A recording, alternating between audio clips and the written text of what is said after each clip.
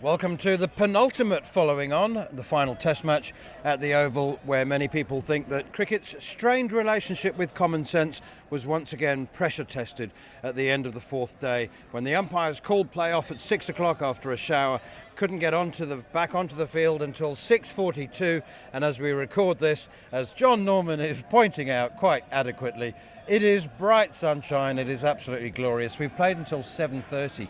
On the second and third days, and there is no reason at all, with England requiring 35 runs to win and India requiring either 3 or 4 wickets, depending on whether Wokes will bat with one hand.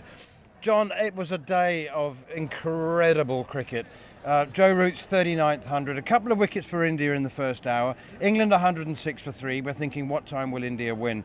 A fourth wicket partnership of 195 between the brilliant Joe Root, his 39th 100, and Harry Brook, who launched just the most astonishing counter-attack, 50 from 39 balls, his 10th 100 from 91 balls. That stand of 195s put England in charge. India fought back for the umpteenth time, and then suddenly they couldn't score a run after Mohammad Siraj and Prasid Krishna came back and bowling superbly, both with more than 20 overs apiece. And here we are, with one day to go, day 25, and we still don't know whether England are going to win the series and who's going to win this test match. I have absolutely no idea where to even begin. At tea, it was just incredible. Can I just start with, that was the best atmosphere I think I've ever experienced at a cricket ground. Yes, can I agree? I've heard louder, and I've heard, Headingley 2019, but in terms of the back and forth, two quite evenly matched sets of supporter in terms of the noise that was being generated. Day 4, it was very much an Indian crowd that you heard, and then today, there was periods where the English fans were a little bit more dominant, then the Indians came back, a long period where it was quiet. There was a period where the pressure was, or that feeling of dread was starting to hit the Indian cricket fans at the exact same point that feeling of hope was starting to hit the English fans. Both contrasting feelings, but led to a hush around the ground where the England fans were just about daring to dream and the Indian fans were just about starting to realise, hang on, this is getting away from us. And there was like a hush for about half an hour or so. It's been brilliant here at the Oval, and I think once again it showcased what an amazing city London is, what a the multicultural element to this city that I've been proud to call home all of my life, and it's mirrored around the country. It's not just an urban thing, it's not just a London thing, but the fact is this has been the most mixed crowd we've had in the entire series so far, and it's led, thanks to good sporting wicket and good cricket, to the best atmosphere. You know what? There is a correlation between those two things. Good pitch, jeopardy. We're very fortunate to do the job that we do, but let's be honest, Manners, we watch and report on a lot of cricket which essentially has very little jeopardy attached to it. The relevance isn't always there. That has not been the case for this series, and the cricket has been much better for it, as has the atmosphere. Well, that's why I'm such a big fan of the World Test Championship, and England don't need it like other countries do, but this is the beginning. This is the first series in the new World Test Championship cycle for both teams, and they really want to win, and India in particular, and I think England, as I said yesterday, now want to take part in that World Test Championship final. Let's talk about Harry Brook then, shall we? Because there are people saying still he's made 111, and there are still people saying, like, why did he play that shot? Well, you can't have one without the other. He's got to 50 in 39 balls. England are 106 for 3. They're out of it. He hits Akashdeep for 6 over cover. He could have been out top edging, miscuing a pull against Prasid Krishna. Mohammad Siraj caught it, stepped on the boundary, and he kept going. He kept counter-attacking. It was exhilarating. The crowd were on their feet. They gave him several standing ovations. And then he plays another shot, gets out for 111, and people are saying, well, yeah, but we were so close. Why did he get out? As I said, you can't have one without the other. You don't chase down 374 without playing some shots. It's as simple as that. Well, and what I found really interesting with his approach was it wasn't just all flicking the torch paper or lighting the torch paper. It wasn't that kind of innings. There was 2 overs in the morning session when he went absolute blitzkrieg and he should have been caught. Well, he was caught, but Siraj also stepped on the boundary. 19 at that point, 139 for 4 it would have been. And if there is criticism, I think yes, then possibly. But the fact is, he had made it past 100, and somebody else has got to score some runs. It can't just be on Harry Brook's shoulders. It is interesting, though. It's almost as though I was walking into the ground yesterday or the day before, and I listened in, and I always listen into people's conversations because I find the media narrative is not always one that is followed by people who just turn up to watch the game. The fan experience. Yeah, it is often very different because we have to concoct narrative and, we have to write stories. And sometimes we move away from what actually is a reality from the majority of people in the cricket. And I found it interesting because I was listening to this chap, and there was back and forth. It's not that he was right, and I believe he was right. It was just interesting to hear this different point of view. And he was saying, on the morning or the afternoon of the second day when Zach Crawley and Ben Duckett went at India and they scored whatever they scored 92 in 12.5 overs. That is tattooed in my head. And you're the person to ask. And the guy was saying, look, we were so fortunate to have scored those runs. It could have been out, could have lost a wicket at so many different occasions. We had to get to that point and then just go, stop, let's just play normally, and then from there on in we can win the game, right? I don't believe, it doesn't sit right with me when people say, well, you can't criticise a player for getting out to a big shot when they... And then enjoy them when they hit them for Yeah, six. I don't quite get that. And I think what we've seen from this Bazball, or just cricket in general, is players do choose moments to go and choose movements when to hold back. Just because you go doesn't mean you go for the entirety of the innings. But England needed less than 100. They had 7 wickets in hand. They had a centurion at the crease. If you're ever going to go, you're going to go then, especially against Akashdeep, who had been pretty horrendous. His body language is awful. It's all well and good doing this, doing this and in your face and send-offs and you take wickets. That's the easy bit.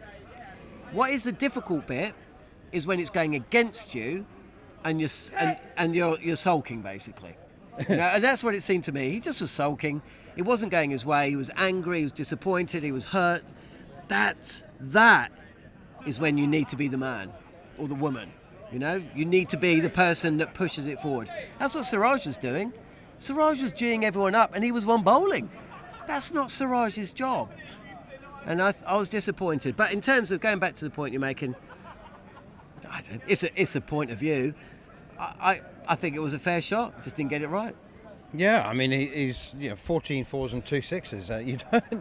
You have to play shots to pick up a boundary count like that. Joe Root was imperious. I keep saying, we've both been saying for 4 years, he just gets better. He keeps getting better and better.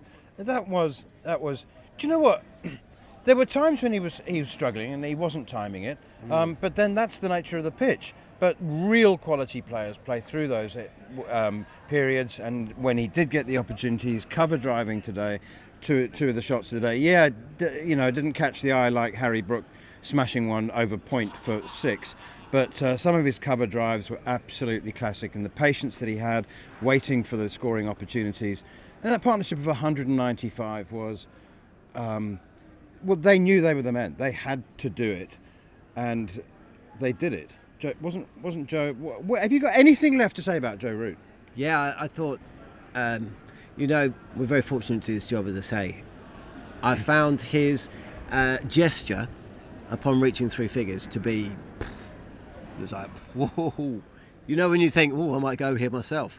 At this ground, at this test match, 2 days after the anniversary of Graham Thorpe taking his own life, to, whip out the bandana, put... Yeah. That was like, blimey. I'm still slightly embarrassed to be seen with tears in my eyes. So I had to look away. Something in my eye. It's not something, and that's a problem, right? That's why we talk about it, because you're not supposed to, as blokes, but you should. Can I just mention that spell from Mohammad Siraj, though? Yeah, I wanted to. I was saving him to the end. 26 overs. Do you know they came out after have you tea? seen, of all the wondrousness about Joe Root, I struggle to think, outside of specific spells in Australia, I struggle to think, with Cummins, more threatening the outside edge of his bat, Hazelwood and Cummins, and that. Siraj threatened the inside edge, the wobble pads, seam, isn't it? and off stump, and he kept going and going and going. And another day he probably takes Root's wicket 5 times. And I just thought, what a wonderful, because at no point did Root change, and he didn't panic, and he used his experience and his class. He knew what Siraj was trying to do, and he was trying to counter, and he was outside of his crease, and he was getting forward, and he was getting outside the line, and he was still being beaten. And I thought, wow, Siraj is a brilliant bowler. That was an amazing spell. We talk all about his heart and his spirit and his durability and his fitness and his work rate, and we don't talk enough about his skill. Maybe he's just a really good bowler. He's the leading wicket taker in the series. Okay, he's played all 5 Test matches. Goffey tipped him to be the leading wicket taker at the start of the series. I'm sure that will be mentioned on Goffey's Insta feed at some point, because it will be Siraj. I think the thing with Siraj, he's just been a bit of a hot and cold bowler, capable of bowling unplayable deliveries and brilliant spells, but then kind of going off the boil a little bit and being a little bit, hot and cold, as I say. And is he an opening bowler? Is he first change with Bumrah's in the side? Is he the main man? Is he the support act? It's something that was picked up on quite earlier on our coverage. He actually bowls better, or is more effective, when Bumrah doesn't play. Oh yeah, his record absolutely confirms that. But if he's been hot and cold, Prasid Krishna has been fire and ice. I mean, I don't think any of us are really expecting Prasid Krishna to blow this game apart. He blew it apart. Well, Jacob Bethel helped, but he blew it apart. And there was a bit of criticism about Bethel. It was so dark here, and this was the key. This was the point we were driving on commentary for much of the massive partnership, which had shades of Edgbaston. Remember that huge partnership between Brook and Smith? England lost that game because nobody else scored any runs, and that was kind of in my mind. I thought it was England's game after tea, because once we got under 100, it was England's game. But the point we were making was, it's so dark here. Now, if Joe Root is using all of his brilliance to survive, what luck anybody else coming into this arena, in the gloom, with the pressure, with all of that. And so it proved. Jacob Bethel came in. He had one nice, he came down the track and cut Akash Deep, I think, to the point boundary. Apart from that, he just could not score. And that was the same for Jamie Smith and for Jamie Overton. And the pressure told. It was so dark here. And unfortunately, that led to the situation where the game was called early. I agree. I mean, the guy's just walked down and he's just like, behind the camera, he's just like, why has this been called off? You could play this. No, of course we could be playing right now. Floodlights Absolutely. There. It's blue skies above. Is it even 6:42? Oh, yeah, we've gone past 6:42. So we could have played to 8 o'clock. And I think the crowd deserved. I think the game deserved. But then who knows what's going to happen tomorrow? Could have a tie. You know what was really interesting is that there was divided opinion between me and Sid Monger about which team benefited most. I thought England would be relieved to get off because Krishna and Siraj were bowling magnificently. They had their tails up, they were bowling quick, they were moving the ball, it was dark overhead, neither batsman could score. Jamie Smith has scored 2 off 20 balls. Jamie Overton seemed relieved just to get a bat on it at all. And I felt that India were so on the up then that they could have taken another couple of wickets and put England under real pressure. But then there's also the view that those two can go off, have an early night, have a decent night's sleep, an ice bath, come back fresh tomorrow. New ball available. Do they take it? In 3.4 overs. Don't take it. I wouldn't take it. Run scoring was impossible. Don't take it immediately. But well, you can't take it immediately. I'd say hold it back till they need 15. It's going to be the heavy roller again tomorrow morning, and that flattens things out for half an hour. That may be all that Jamie Smith needs. Yes. I think it favours England. I think it favours England. Yes, Siraj and Krishna can come back fresh, but they were in the zone. Yeah. And it was gloomy and horrible, and the pressure and the crowd and everything. I think it's advantage England now, but there's always a but. This is what this series has all been about. There'll be a twist. It's a big player that's going to try and go big. It has to be Overton. Can't win it with a shot. It has to you be can Overton. lose it. Jamie Smith needs to bat through, and if they're John, Overton, they are just going to bowl on that big old pad, and they're going to say to him, "Well, if you want to play across the line, if somebody needs to hit a couple of boundaries, it mustn't be Jamie Smith. It must be Jamie Overton. I think he's got to try. Please tell me, John. Please tell me that you haven't got this image in your mind. 6 runs needed. Yeah, Chris Woakes immobilised shoulder. No, and what makes it even holding the bat with one hand. He won't be able to grip the bat. It will be Malcolm Marshall with his. No, and do you know what makes it even weirder? What? I had 6 runs in my mind. the same picture. 6 runs. All right. Heard it here first.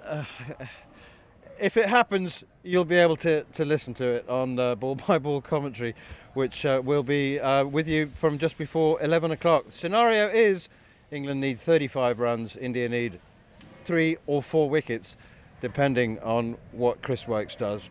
That's been Following On. We'll be back with Ball by Ball commentary just before 11 tomorrow.